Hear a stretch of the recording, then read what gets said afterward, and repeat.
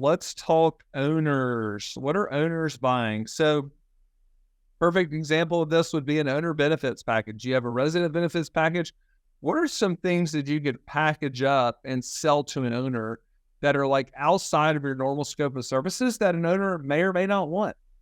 And when I put this in here, I had an idea of what a few items. Spencer, does anything immediately come to mind, or maybe somebody in the chat channel? But I've heard of owner benefit packages before. Yeah, I'm thinking of extras like eviction protection plans, like rent guarantee plans. You can add in things like that. I'm thinking obviously things like gutter cleaning, any kind of other yard work that you can add.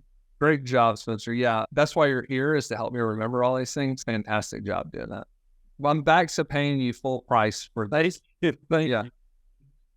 All right. So perfect example. Yes. What are some things that owners want to do? Cleaning the gutters. What are some things you can package up and sell to your owners? Yeah, I thought just real quick, I remember, so one of the things that we did early on when I joined, probably in 2015, we sent out a survey to all of our owners. And in that survey, we were asking them, hey, what is your biggest concern when you think about owning rental property? And the two main things that came back to us were they're afraid of people not paying rent, and they're afraid of a house being trashed, and they're afraid of evictions.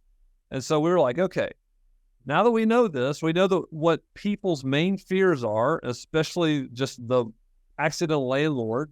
What can we build that can help alleviate those fears and could be like an ancillary service, which is why we thought about eviction protection even way back then. And like even maintenance guarantees and not maintenance guarantees, but we also had at one point, the eviction guarantee also covered part of a renovation. Like there was money for renovations. And the whole goal, like, kind of put a lot of pressure on us. We don't want people to go through evictions. Obviously, we don't. So we're going to do everything we can to put the right people in the property. And then even if some life circumstance happens, to remedy that without an eviction.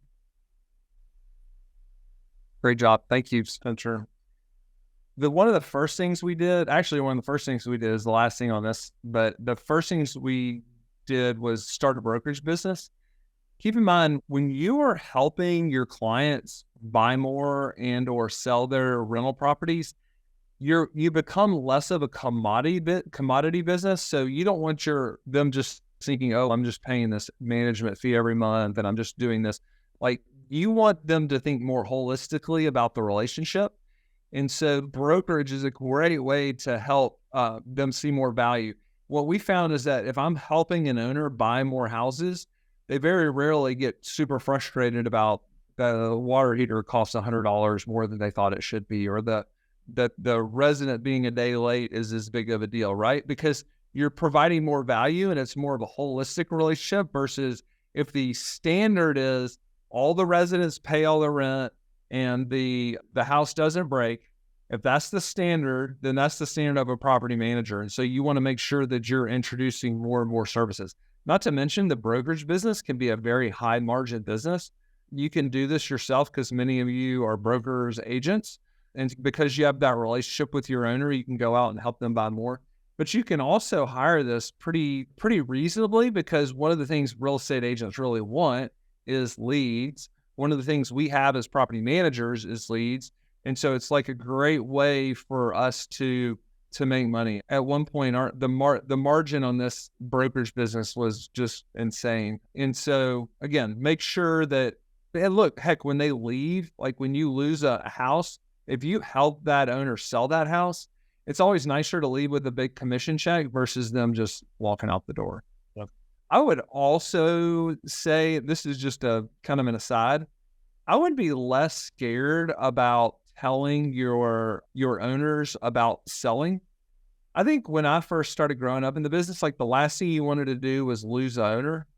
But I think owners are thinking about selling at all times anyways. And so you want to be part of that conversation. And so this is just some unsolicited advice, which is obviously why you log into a webinar anyways. But I would be less concerned about that. And I would make sure, if you think about it, if a house is worth, and I've seen a lot of property management agreements, $2,000 to $2,200 in annual revenue.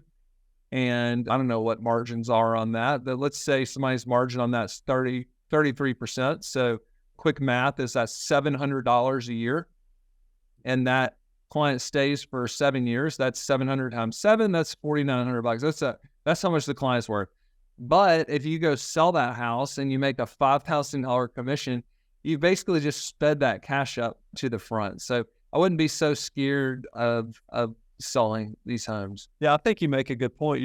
Because you're in your mind, you're like, if I bring it up, it'll be the first time they've thought about it. And what you're saying is they've already been thinking about it, especially coming around the turn.